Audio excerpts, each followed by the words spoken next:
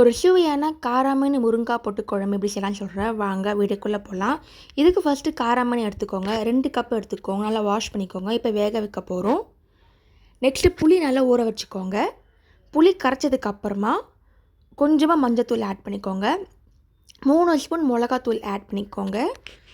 உங்கள் காரத்துக்கு ஏற்ற மாதிரி இன்னும் கூட நீங்கள் ஆட் பண்ணிக்கலாம். நெக்ஸ்ட்டு தேவையான அளவு உப்பு ஆட் பண்ணிக்கோங்க. நான் ஸ்ட்ரெயிட்டாக ஆச்சி குழம்பு மிளகாத்தூள் ஆட் பண்ணுறதுனால தனியாக ஆட் பண்ணலை. இப்போ நல்லா மிக்ஸ் பண்ணிக்கோங்க. இப்போ ஒரு கடாய் எடுத்துக்கலாம். எண்ணெய் ஆட் பண்ணிக்கோங்க.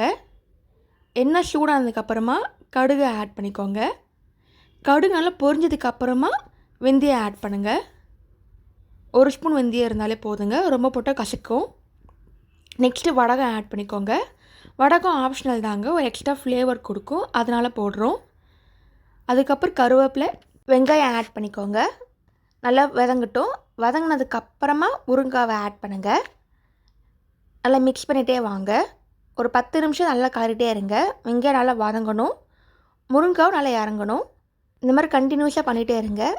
இந்த டைமில் புளிச்ச தண்ணியை ஆட் பண்ணிக்கலாம். இப்போ மிக்ஸ் பண்ணிக்கோங்க. நல்லா கொதி வரட்டும். நெக்ஸ்ட் நம்ம வேக வச்ச காராமணியை அதில் ஆட் பண்ண போகிறோம். இப்போ இதை ஆட் பண்ணிக்கலாம். நல்லா கொதிக்க விடுங்க. ஒரு சுவையான காராமணி முருங்காய் குழம்பு ரெடி ஆகிடுச்சு. நீங்களும் ட்ரை பண்ணி பார்த்துட்டு எப்படி இருக்குன்னு சொல்லுங்கள். தேங்க்ஸ் ஃபார் வாட்சிங். லைக் பண்ணுங்கள், ஷேர் பண்ணுங்கள், சப்ஸ்கிரைப் பண்ணுங்கள். மறக்காம கிளிக் பண்ணிக்கோங்க.